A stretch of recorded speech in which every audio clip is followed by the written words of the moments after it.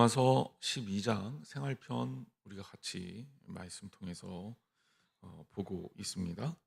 3절 말씀부터 5절까지 말씀 잘라서 오늘 했는데, 이 3절부터 5절까지 말씀도 정말 귀한 말씀이에요. 1절과 2절 말씀도 우리한테 굉장히 소중한 말씀이죠. 즉, 그 바울의 가르침은 너희의 삶과 예배가 동떨어진 게 아니다. 너희의 삶 자체가, 통전적인 몸 그 자체가 하나님과 연결되어 있으며 이것은 하나님의 성품에 따라 온전하게 드려져야 될 거룩한 산 제물이다. 이렇게 우리에게 이야기를 했죠. 그러면서 이어지는 것은 이제 우리 개인의 예배에 관한 문제뿐만 아니라 우리 교회 안에서의 공동체에 대한 이해를 설명하고 있습니다. 우리가 신앙생활을 어떻게 해야 되느냐?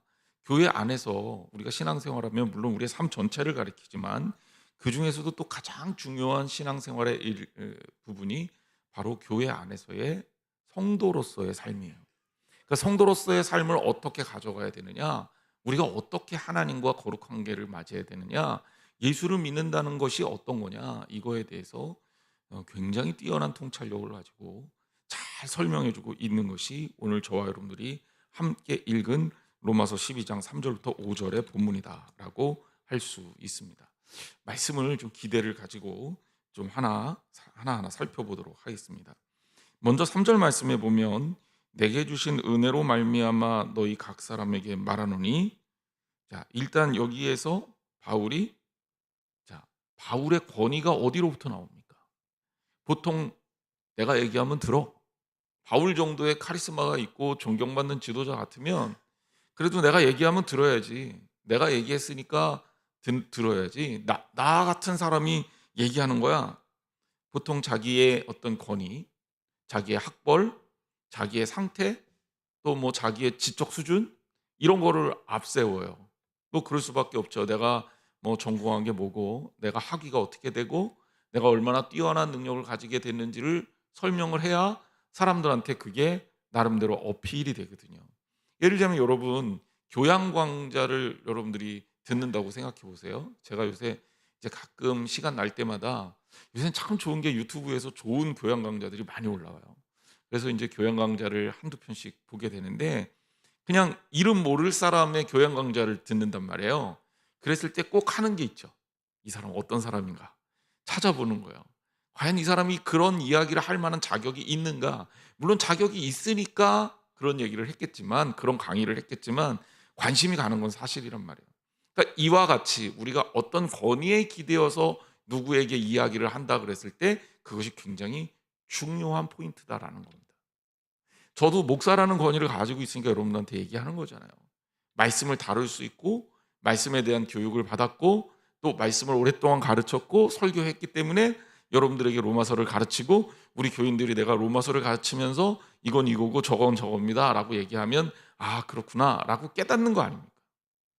근데 바울이라는 사람은 굉장히 중요한 문제를 여기에 언급하고 있는데, 내가 너희 각 사람에게 말하는데 그 말하는 권위의 근거가 뭐냐라고 했을 때 내게 주신 은혜로 말미암아라는 단어. 성도에게 있어서 이것보다 더 소중한 권위가 없다. 동시에 바울은 자기 자신이 이 자리에 있고 사람들에게 말할 수 있는 권위가 하나님께로부터 나온 은혜다라고 말하고 있는 거예요. 내 말 들어. 내가 똑똑하니까, 내가 능력이 있으니까, 내가 너희들보다 나니까, 내가 밥을 먹어도 얼마나 더 많이 먹었는데 내 말 들어. 내가 더 잘하니까, 내가 전문가니까 내 말 들어 라고 얘기하는 게 아니라, 내가 하나님께로부터 받은 은혜를 통해서 너희에게 말한다라고 이야기를 하고 있는 거예요. 여기에는 두 가지의 의미가 들어있죠. 첫 번째는 자신에 대한 겸양이에요. 겸손이에요. 사람이 자신을 드러내는 데는 익숙하지만 자기를 낮추는 데는 익숙하지 않아요. 바울은 충분히 자신을 드러낼 수 있는 사람입니다. 하지만 예수 그리스도 앞에서 자기를 낮추고 있어요. 두 번째, 특히 이 복음은요, 굉장히 귀한 특징이 있는데, 그것은 사람을 앞세우면 메시지가 왜곡이 된다는 사실이에요.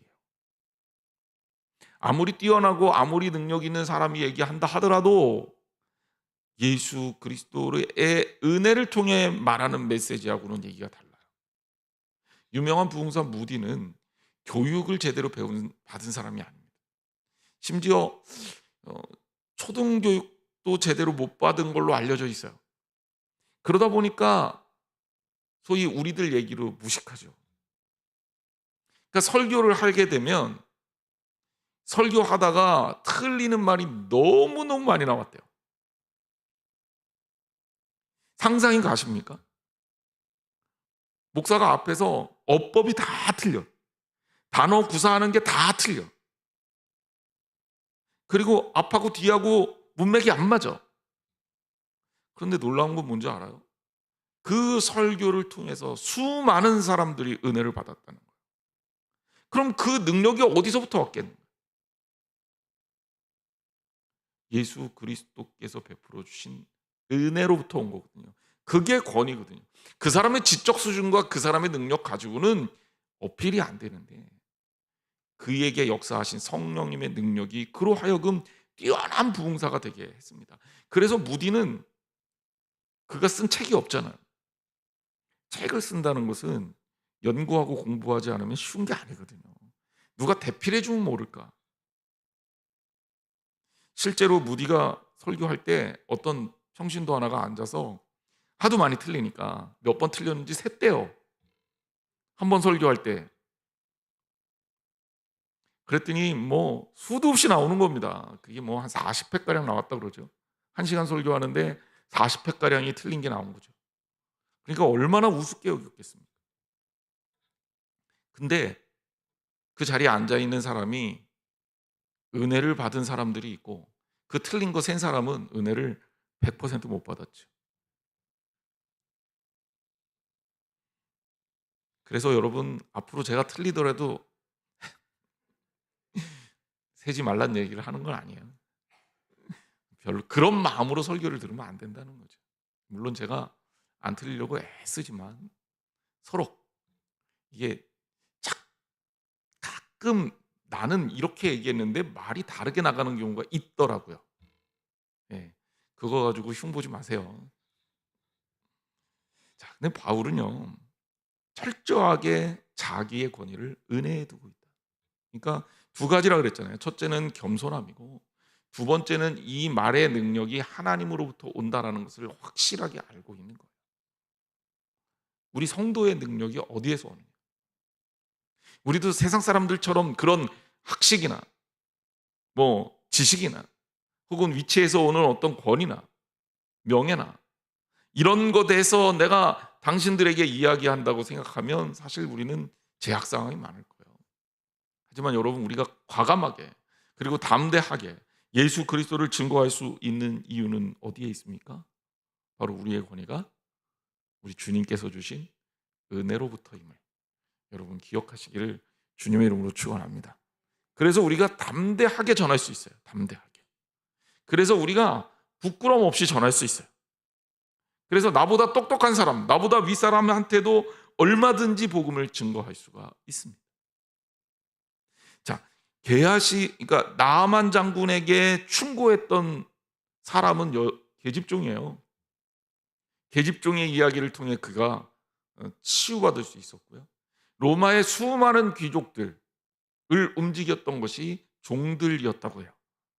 유태인들이 신분이 낮으니까 그 사이로 들어가서 기독교인이 된 이후에 또 이방인 기독교인들 중에 이 복음이 첫 번째로 전해진 다은 사람들은 신분이 높은 사람보다는 낮은 사람이 많았는데 그들을 통해 복음이 증거가 되었다고 얘기합니다. 우리나라는 어떨까요? 우리나라가 고위급에서 이렇게 먼저 복음을 받아들이고 고상하게 복음이 전해졌을까요? 물론 불교는 보통 어느 식으로 전래가 되냐면 고상한 분들부터 먼저 전래가 됩니다. 고승 혹은 왕 이렇게 귀족들부터 아래로 내려왔어요. 근데 하지만 우리 기독교는 아니에요. 우리는요 선교사들을 통해 복음을 전하면서 이 땅에 소외된 그리고 연약한 계급 구조로 따지면 아주 하층민들 심지어 백정들만 나오는 교회가 있었고 여인들이 위축이 돼. 그 당시 여인들은 굉장히 멸시받던 우리나라 조선에 이 신분제도가 있을 때 여성의 권위라는 것 지금도 정말 안타깝게도 아직도 우리가 이 저울추가 공평하게 맞춰져 있지 않은 사회를 살고 있잖아요. 그런데 그럼에도 불구하고 복음이 그렇게 낮은 자리에서부터 위로 역진되는 역사가 일어날 수 있었던 것. 바로 그것이 하나님의 은혜로부터 복음이 전해졌기 때문입니다. 바로 이 부분에 대해서 우리가 분명히 알아야 됩니다. 바울은 내게 주신 은혜로 말미암아 이렇게 시작하고 있어요. 자, 그러면서 무엇을 권면하고 있느냐? 마땅히 생각할 그 이상의 생각을 품지 말고 오직 각 사람에게 하나님께서 각 사람에게 나누어 주신 믿음의 분량대로 지혜롭게 생각하라. 자, 이 기본적인 생각은 뭐냐면 마땅히 생각할 그 이상의 생각. 자, 이거는 이렇게 생각하면 돼요. 여러분, 어떤 생각을 할 때, 어떤 판단을 할 때 내가 할 수 있는 판단이 있잖아요. 그렇죠? 내가 할 수 있는 판단. 그런데 그 판단을 넘어서는 영역에 대한 판단은 어떻게 해야 됩니까? 추정해야 되는 거예요. 추정. 그렇죠? 때려 맞춰야 되는 거예요. 그래서 추정할 때는 굉장히 위험해요. 굉장히 위험해요. 해봐야 아는 거고. 굉장히 기본적으로 우리가 할 수 있는 생각이 있고 그 생각을 넘어서는 생각이 있어요. 그러니까 예를 들자면 철학자 칸트, 또 이제 좀 조금 어려운 얘기를 잠깐 할게요. 이 철학자 칸트가 독실한 크리스찬이에요. 그래서 이름이 임마누엘 칸트예요. 근데 이 철학자 칸트가 이 했던 철학의 가장 중요한 통찰 중에 하나는 뭐냐면 이성의 한계를 인정했다는 거예요. 인간 이성이 닿을 수 있는 한계, 이성에 대해서 굉장히 중요하게 생각했어요. 그는. 하지만 인간의 이성, 오성, 감성 이런 것들을 가지고 인간이 어느 정도 판단할 수 있는 능력을 갖췄다고 생각했지만 그 이성을 넘어서는 이성의 한계를 인지하고 있었다는 거죠. 그리고 그 영역을 하나님의 영역으로 인정해요. 그러니까 우리가 이 땅에서 살아갈 때 사람이 갖춰야 될 기본적인 생각이 어떤 것이 필요하냐면 우리가 우리의 한계를 넘어서는 생각을 하는 것은 하나님께서 기뻐하시는 것이 아니다. 물론 그거를 막 탐구하고 열심히 하는 게 잘못됐다는 게 아니라 그것을 가지고 교만해질 수 있기 때문에 그런 거예요. 사람을 판단할 때도 우리가 그러잖아요. 저 사람은 저럴 거야. 저 사람은 저럴 거야. 맞아요, 틀려요? 내 생각엔 맞겠지. 근데 누군가 나를 그렇게 판단한다고 생각해 보세요. 입장을 바꿔서. 그 사람 판단이 맞아요, 틀려요? 대답하기 싫으세요? 안 맞는 경우가 많죠. 예. 대부분 안 맞는 경우가 많아요. 왜냐하면 사람은요, 가면을 많이 쓰거든요. 실제로 있는 그대로 보여주는 우리의 행동, 행위가 그렇게 많지 않아요. 그리고 언젠가도 한번 얘기했지만 있는 그대로 보여주지 말라고 교육받았어요. 자, 예를 들어 볼게요. 아이가 학교 가면 어떻게 합니까? 선생님 말 잘 들어. 너 수업 시간에, 강의 시간에 움직이지 마. 조용히 해. 그 아이의 정체성을 그대로 표현한 겁니까? 아니잖아요. 학교 가서는 학생으로서의 신분에 걸맞는 행위를 해야 돼. 그래서 선생님이 쟤를 보니까 야, 수업 시간에 얌전해. 야, 쟤는 얌전한 애구나. 물론 그거 못하는 애들도 있지만요. 이 학습이라는 건 그런 거예요. 그래서 자기의 자아를 누르고 얼마나 효율적으로 가면을 잘 쓸 수 있는가. 이게 사실은 우리가 사회생활을 잘하는 비결 중에 하나라고요. 그래서 그런 것들이 유연하게 이렇게 다다다다닥 문제없이 바뀔 수 있는 사람을 우리가 사회생활 잘한다고 하잖아요. 그 마음이 불편함에도 불구하고 이 불편한 공격성을 그대로 드러내는 게 아니라 참고 친절하고 굉장히 점잖게 그리고 교양 있게 누군가를 대하면 그 사람의 소셜 스킬, 사회적 기술이 굉장히 뛰어나다고 판단하는 거잖아요. 그래서 사람들이 그런 사람을 보고 야, 그 사람은 참 좋은 사람이야. 맞아요, 틀려요? 그러니까 우리가 일반적으로 누군가에 대해서 판단할 때 저 사람은 저럴 거야, 저 사람은 그럴 거야 라고 판단하는 것이 안 맞는 경우가 부지기수입니다. 그러니까 문제는 뭐냐면 내가 안 맞는다는 걸 알고 있으면 판단을 해야 돼요. 살려면. 우리가 판단 안 하고 살 수는 없어요. 그런데 내가 내 판단이 무조건 맞아라는 생각을 할 줄, 그러니까 예를 들자면 내 생각이 무조건 맞아라고 생각을 하면 그게 문제가 되는 거고, 판단은 하더라도 내 생각이 틀릴 수 있다는 것을 알면 보다 더 성숙한 사람이 돼요. 신앙적으로도 마찬가지입니다. 이게 이제 우리가 일반적인 생활에 대한 이야기를 하다 보니까 조금 여러분들한테 좀 쉬운 예를 들기 위해서 사람에 대한 관계를 얘기하는데, 사람에 대한 관계뿐만이 아니에요. 사람은 자기가 보는 세계관에서 보이는 영역이 굉장히 좁아요. 이 영역을 넓히려고 사실은 공부를 하는 거거든요. 그런데 이게 잘 안 넓어집니다. 그리고 한번 이렇게 딱 선입견을 갖게 되면 그 다음에는 계속 정보가 왜곡돼요. 왜? 듣고 싶은 것만 계속 들어서 그 정보가 축적이 되니까. 여러분 이번에 선거하셨잖아요. 결과 보고 깜짝 놀라는 사람들이 되게 많았거든요. 아니 저 사람 찍는 사람이 저렇게 많아? 양쪽 다 그랬어요. 그렇죠? 누구 찍었다고 뭐라고는 안 할게요. 양쪽 다 그랬어요. 아니 도대체 내 주위에는 저 사람 좋다는 사람이 없는데, 제가 그런 얘기 많이 들었거든요. 도대체 누가 다 찍어준 거야? 왜 그럴까요? 그럼 투표가 왜곡됐을까요? 부정선거일까요? 그게 아니라 나랑 생각이 비슷한 사람들하고 자꾸 만나니까. 또 그런 얘기만 들어. 누가 무슨 얘기하면 그 얘기는 안 들어. 나랑 반대되는 얘기하면 저 사람은 에이 저 사람은 빼. 저 사람 얘기는 안 맞는 거야. 그러니까 무시해요. 나한테 무슨 얘기를 하면 그건 또 들어와 그랬고, 다섯 사람을 만나는데 그 중에 세 사람이 내 마음에 맞고 두 사람이 다른 얘기를 하면 세 사람이 얘기한 게 크게 들어오고 다른 얘기한 사람들은 무시되는 거예요. 여러분이 정보 종합이 그렇게 됩니다. 이거는 제가 만들어서 하는 얘기가 아니라 여러분들의 삶을 추적해서 관찰해 보면 대부분의 사람들이 그렇다. 그렇다고 여러분들이 죄책감을 느끼거나 괜히 괴로워할 필요는 없어요. 나만 그런 게 아니라 다 그렇다. 그러다 보니까 어떻게 되냐면 계속 좁아지는 거예요, 세계관이. 그리고 그 좁아지는 것들을 나쁜 사람들이 이용하죠. 우리의 가장 커다란 문제는 이 좁은 것 가지고, 작은 것 가지고 너무 큰 것들을 판단하는 데 문제가 있어요. 그리고 판단하지 않을 수가 없어요. 신앙적으로는 어떨까요? 신앙적으로는 우리가 가지고 있는 판단의 한계가 있어요. 하나님은 우리가 증명할 수 있나요? 이거 우리 선조들이, 신앙의 선조들이 정말 몇백 년 동안 머리 터지게 한 겁니다. 중세는 신학의 전성시대잖아요. 중세의 신학적 과제 중에 제일 꽃을 피웠던 게 뭐냐면 신존재 증명이에요. 하나님의 존재를 증명하라 이거예요.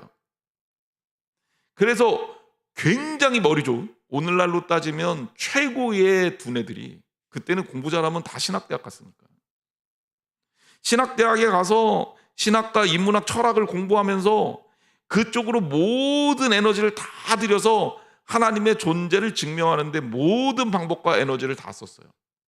그 얘기하면 지금 한없이 가야 되니까. 그런데 지금 우리가 봐도 그런 존재 증명이 구멍이 뻥뻥뻥뻥뻥 뚫려 있어요. 하나님을 증명을 어떻게 합니까? 우리가 가진 사고와 생각 가지고 증명할 수 있는 게 없는 건데, 사람이 그것들을 증명하려고 노력을 하다 보니 구멍이 나는 거죠. 제가 여러분들에게 그 한계를 설명하는 거예요. 그럼 교만은 어디에서 나오느냐? 내 한계를 넘어서는 일에 대해서 과도한 확신을 갖게 되면 교만이 일어나요. 왜곡이 돼요. 저 사람은 저럴 거야. 그러니 내가 이렇게 얘기하면 내 말 들어야 돼. 교만한 거죠. 이 문제는 이런 거야. 이러니까 내 의견이 맞아. 교만한 거죠. 그리고 교만한 데다가 용감하기까지 하면 더 큰 문제가 일어나요. 세상에서 제일 무서운 사람이 누군 줄 알아요? 무식한 사람이 무서운 게 아니라 무식한데 용감하기까지 하면 진짜 곤란합니다. 자기를 강요하거든요, 남에게. 그러면 그 얘기를 들으면서 누군가는 상처를 받게 되겠죠. 신앙적으로는 어떻습니까? 자, 우리 성경 이 말씀 어떻게 보면 이 진리의 말씀이 이 한 권 속에 다 들어있다는 게 너무너무 귀중한 거고 대단한 거죠. 반면에 역으로 얘기할게요. 이거 한 권밖에 없어요. 제가 되게 좋아하는 선배 목사님 이름은 한 권이에요. 이름이. 그래서 물어봤어요. 왜 한 권이라고 줬냐. 책 한 권, 성경을 얘기하는 거다. 아, 좋은 이름이구나. 근데 이 한 권이 여러분 무게가 어떻습니까? 무거워요, 가벼워요? 이 한 권, 저는 어떤 때 그런 생각을 해요. 야, 제가 읽은 책만 해도 진짜 저는 어렸을 때부터 책을 많이 봤으니까 이거는 그냥 잘난 척하는 게 아니라 사실이니까 그냥 사실로 그냥 인정해 주세요. 그 안 본 걸 봐놓고 안 봤다 그러기 그럼 위선이잖아요. 예, 책 안 읽어놓고서 아니 많이 읽어놓고서 나 책을 얼마 안 봤어요. 그럼 위선이잖아요. 저는 책은 많이 봐요. 지금도 꾸준히 보고. 그런데 그렇게 책을 많이 보고 지금도 계속 보고 있는데도 불구하고 성경은 아무리 봐도 어려워요. 잘 모르겠어요. 읽다 보면 내 생각에 합한 말씀이 나오는 것도 있죠. 그런데 그렇지 않은 부분도 있단 말이에요. 그럼 이거를 해석해야 돼요.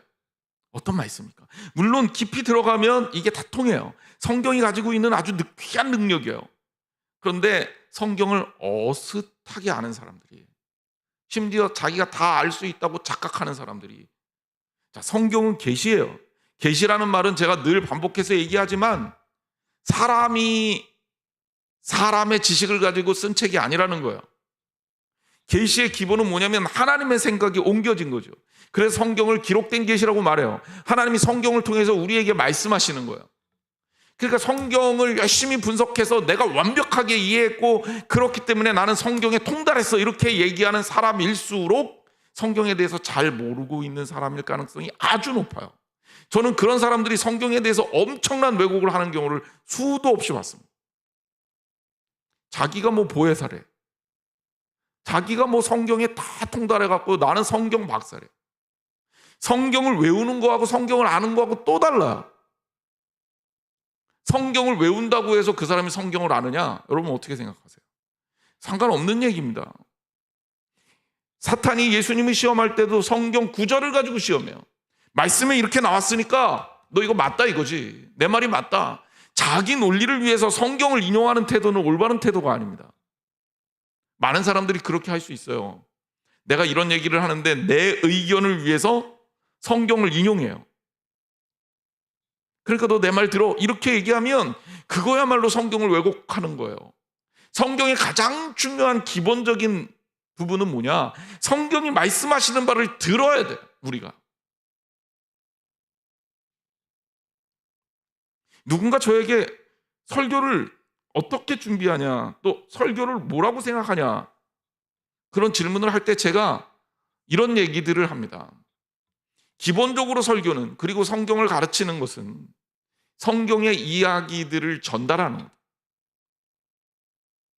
내 이야기를 성경을 통해서 하는 게 아니에요.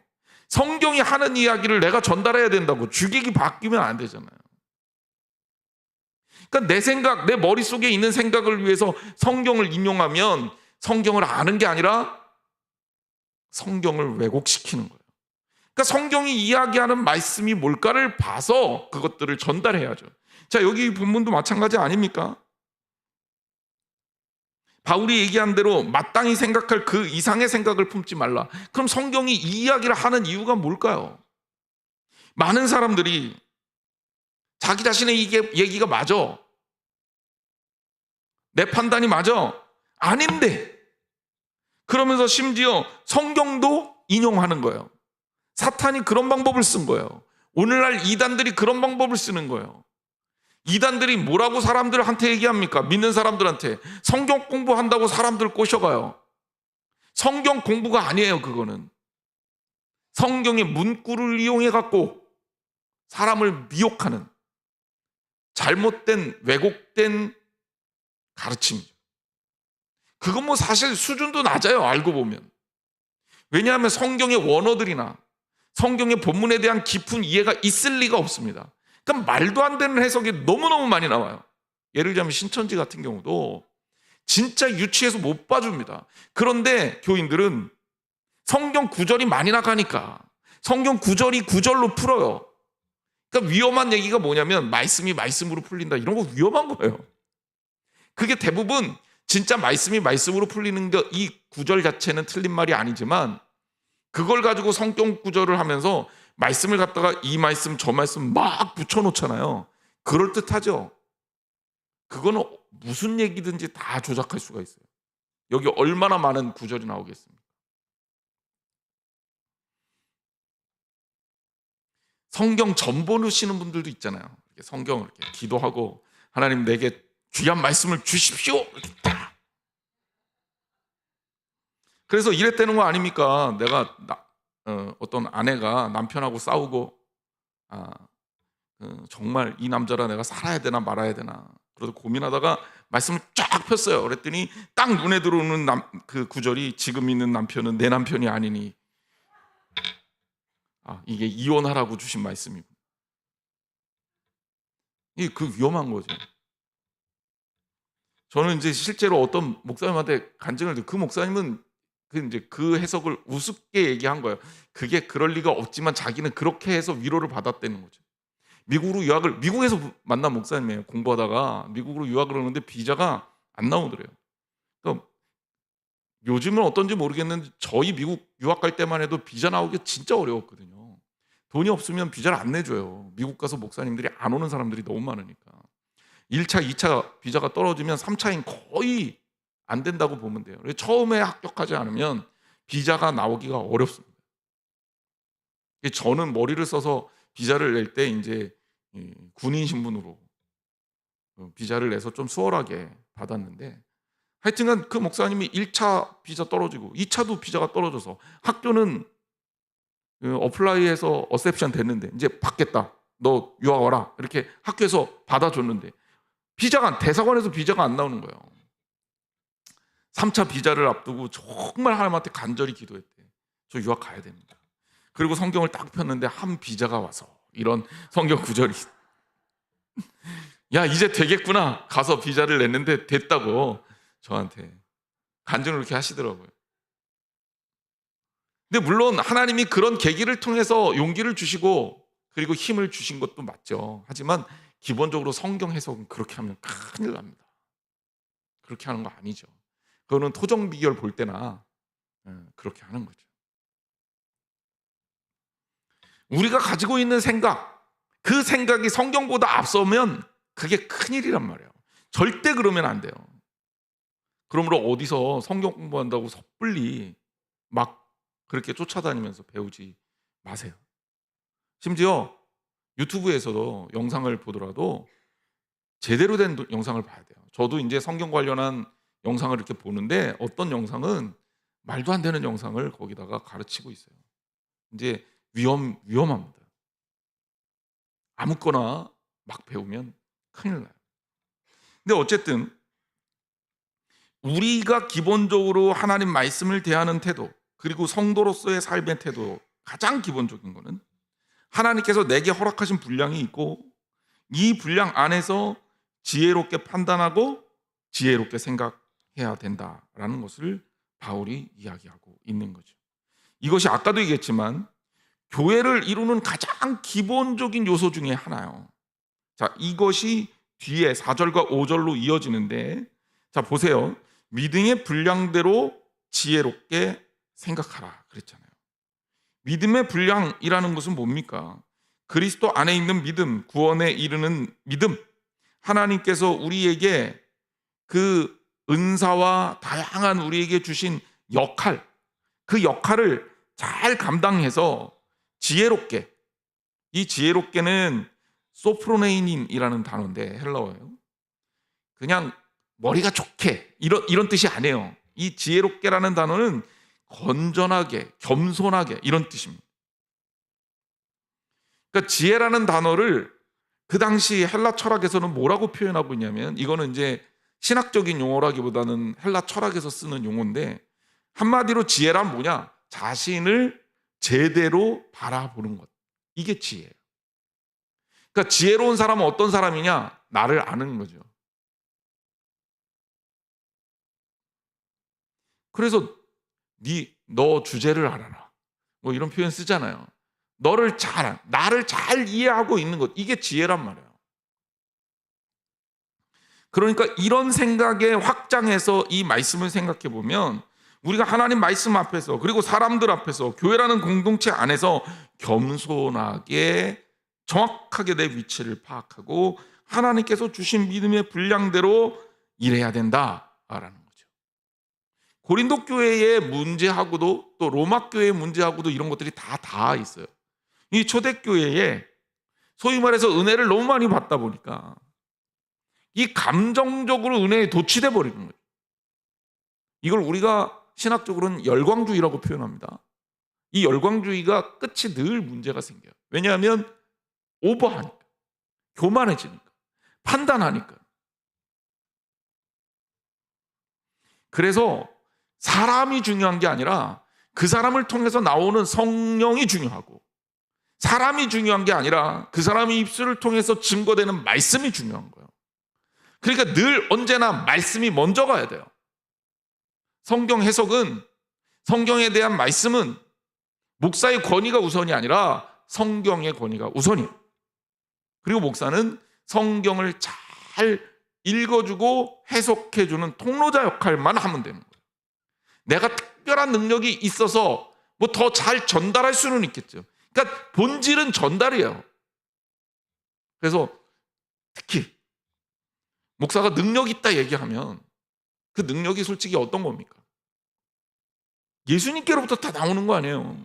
성경으로부터 다 나오는 게 아니에요. 그러니까 목사가 능력이 있는 게 아니라 하나님의 능력이 있는 거예요. 그러니까 그 관계를 여러분들이 잘 이해해야 돼요. 자, 그러고 나서 그럼 이 3절 말씀처럼 우리가 믿음의 분량대로 생각할 줄 알고 지혜롭게 생각할 줄 알면, 그럼 우리가 이루어야 될 공동체, 교회 생활은 어떻게 하는 것이 맞느냐? 이게 교회론, 바울의 교회론하고 이렇게 딱 맞아 떨어지는데 4절 말씀 보세요. 우리가 한 몸에 많은 지체를 가졌으나 모든 지체가 같은 기능을 가진 것이 아니니.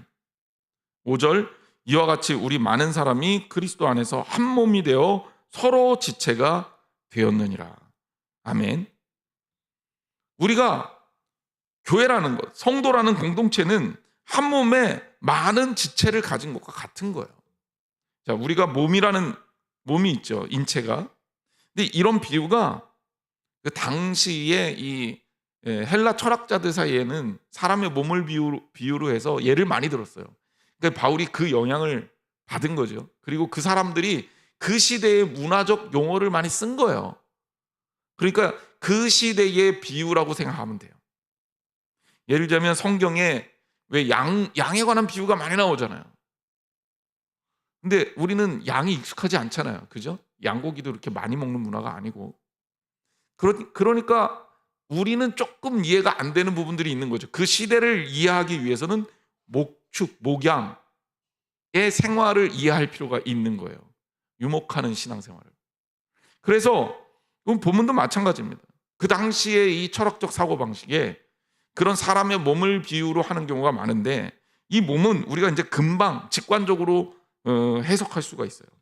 자, 보세요. 한 몸에는 지체가 여러 가지예요. 우리가 말하는 지체 뭐가 있나요? 팔, 다리, 눈, 코, 입, 귀, 뭐 뇌, 혹은 뭐 척추뼈, 손가락, 뭐 각종 다 우리의 몸의 지체가 여럿이 있잖아요. 근데 여러분, 기능이 다 같습니까?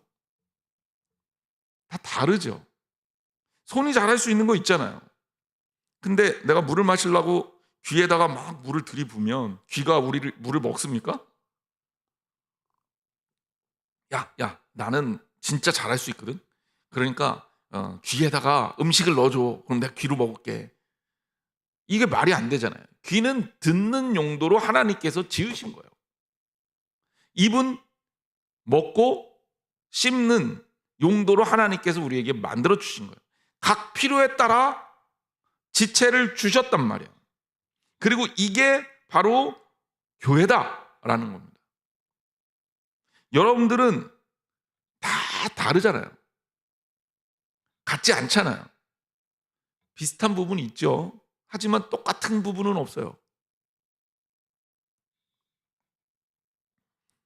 사람을 연구를 하다 보면 사람이 정말 다 거기서 거길 것 같은데, 크게 보면 인간이라는 테두리를 놓고 보면 거기서 거기겠지만 한 사람 한 사람을 자세히 살펴보면 너무 많이 다릅니다. 달라도 정말 너무 많이 달라요.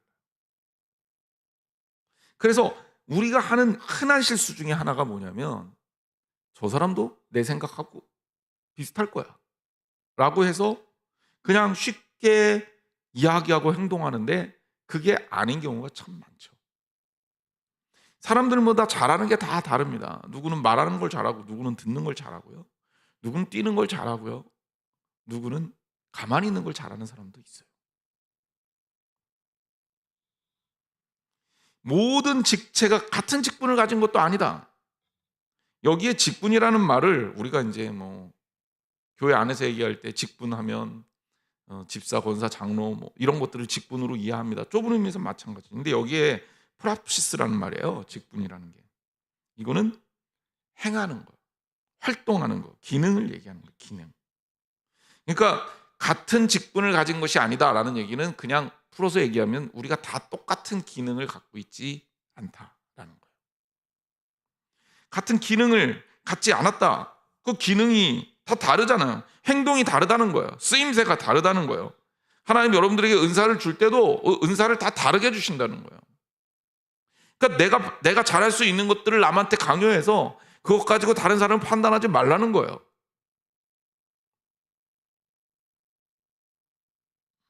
5절 말씀, 이와 같이 우리 많은 사람이 그리스도 안에서 한 몸이 되어 서로 지체가 되었느니라.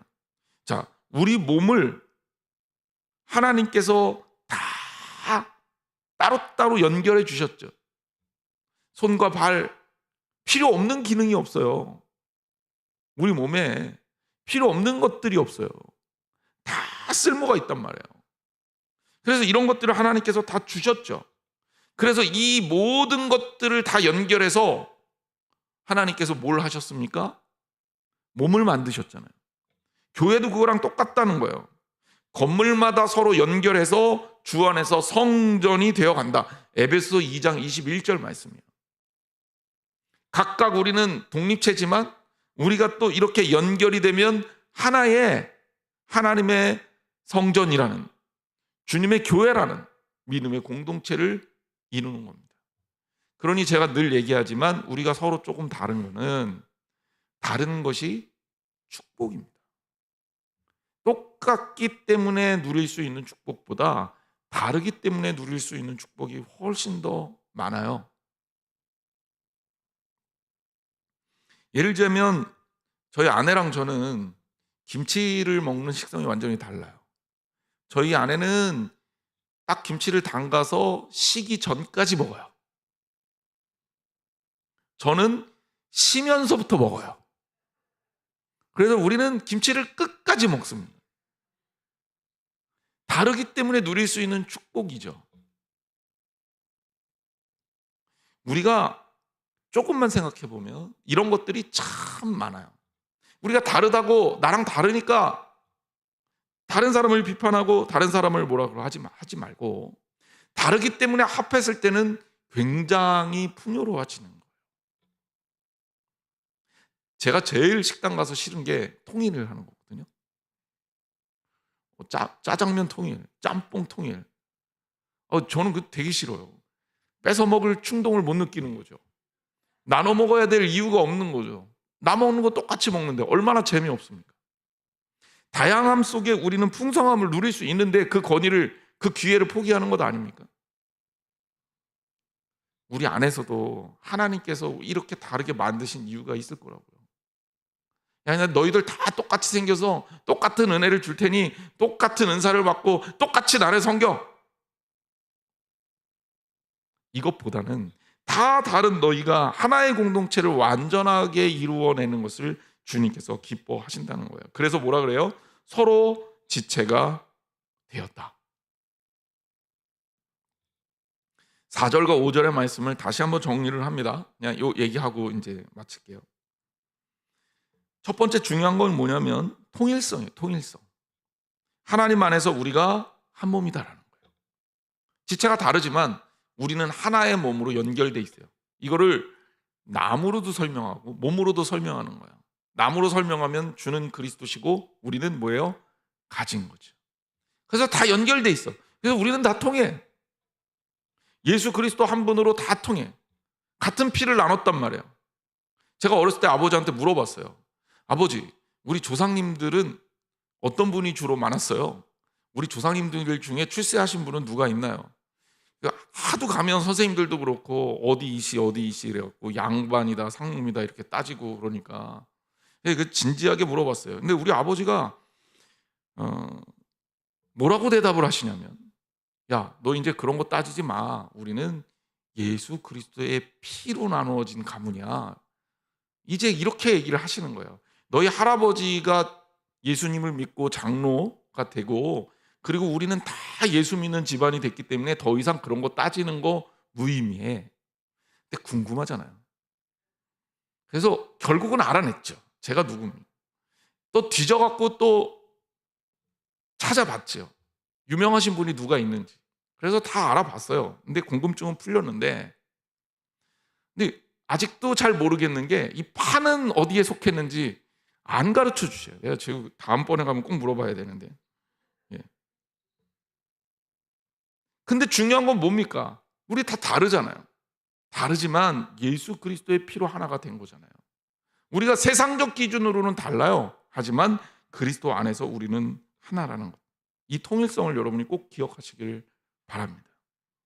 그래서 다르더라도 다른 거 다 뭐 식성도 다르고 성격도 다르고 쉬는 시간에 하는 일도 다르고 문화생활하는 것도 다르고 관심사항도 다르고 자녀 교육하는 방침도 다르고 앞으로 살아가는 어떤 비전도 다르고 다 다르지만 예수 그리스도 안에서는 무조건 하나가 되는 거다. 이게 교회예요. 따라합시다. 그리스도 안에서는 하나다. 네. 두 번째, 다양성입니다. 통일성과 대비되는 단어지만 우리는 놀랍게 다양성이 있어요. 이 다양성은 어떤 것의 다양성이냐?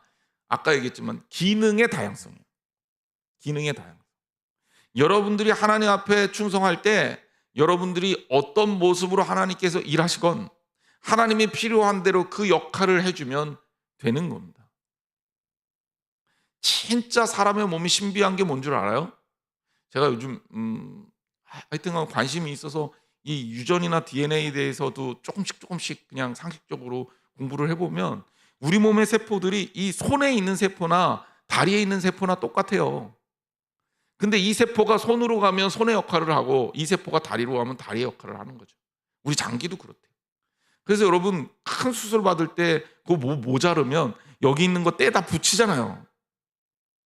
그래서 이제 뭐 체세포가 조혈모 세포나 이런 것들이 중요한 거죠.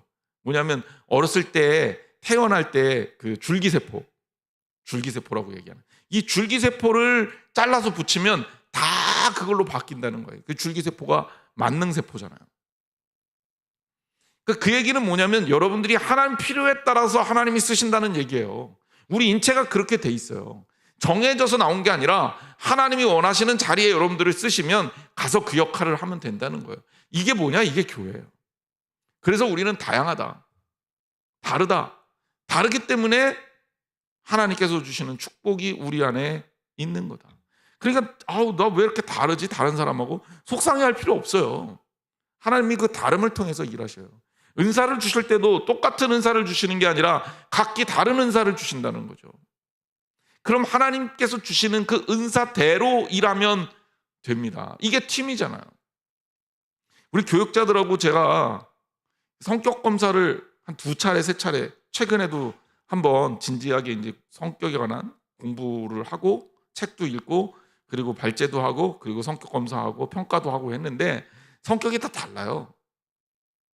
근데 그게 다르기 때문에 너는 나랑 달라. 그러고 싸울 필요가 없는 거죠. 그것 통해서 뭘 이루는 거냐면 관계를 만드는 거예요. 그리고 부족한 것들을 보완하는 거예요. 그래서 세 번째 성격이 뭐냐? 교회의 상호성입니다. 그리스도의 공동체는 상호적 관계를 통해 이루어진다. 이 상호성이라는 건 뭐냐면 다르기 때문에 가질 수 있는 축복이에요. 내가 이 부분은 잘해. 잘하는 것들은 나누면 돼요. 모자라는 부분은 누군가가 채우면 돼요. 예를 들자면 우리 사회생활이 그래요. A라는 사람은 쌀 농사를 져요. B라는 사람은 소를 키웁니다. 갖고만 있으면 농사짓는 쌀 농사를 짓는 사람은 쌀만 먹어야 돼요. 쌀은 넘치는데 단백질이 부족하게 되죠. 고기를 먹는 사람은 단백질은 먹을 수 있는데 탄수화물은 부족하게 되죠. 그럴 때 어떻게 합니까? 사람들이 나누잖아요. 바꾸잖아요. 이게 물물교환이고 이게 시장경제의 출발이에요. 그래서 우리 사회는 굉장히 이런 것들이 확대되어 있는 사회입니다. 그걸 우리가 세계화라고 얘기하죠. 러시아가 전쟁하는데 옛날에는 상관없었거든요. 유럽에서 전쟁이 났는데 우리나라하고 무슨 상관이에요? 상관없잖아요. 근데 지금 상관이 있어요, 없어요? 어마어마하게 크게 있어요. 왜? 러시아에서 밀을 수입해다 써요. 러시아가 밀 수출하는 나라 1위래네요. 그럼 우리나라의 밀가루는 우리나라에서 밀 농사 안 진 지 꽤 됐죠. 우리나라 밀의 자급률이 몇 프로인지 아세요? 1%. 물론 우리는 주로 수입하는 밀이 미국산 밀이 많아요. 하지만 전 세계적으로 러시아에서 밀을 수출을 안 한다 그랬을 때 예를 들면 유럽에서 러시아산 밀을 갖다가 썼단 말이에요. 주로 러시아산 밀은 어디로 나가나 봤더니 중동 국가로 나가요. 그러면 중동에서 밀을 만들어 먹는데 러시아산 밀을 쓰다가 부족해지면 어디 밀을 갖다 쓰겠습니까? 미국산 밀을 갖다 쓰겠죠. 미국에서 밀을 갖다 수입하면 미국의 밀 생산량은 한계가 있는데 우리나라가 수입할 게 있겠어요, 없겠어요? 줄어들죠. 그럼 곡물값이 어떻게 됩니까? 올라갈 가능성이 많아요. 밀가루 빨리 사놓으세요. 그렇게까지 영향이 갈지 모르겠지만 이게 다 연결되어 있단 말이에요. 왜? 잘하는 거 못하는 게 다 연결되어 있기 때문에. 우리 사회가 이런 식으로 연결되어 있는 게 사람을 그렇게 하나님께서 만드셨기 때문에 그래요. 그래서 나 잘난 줄 알고 내가 다 할 수 있어, 내가 최고야 라고 생각하는 사람이 제일 바보인 거예요. 지혜로운 사람은 나눌 줄 아는 사람이에요. 우리 교회도 마찬가지예요.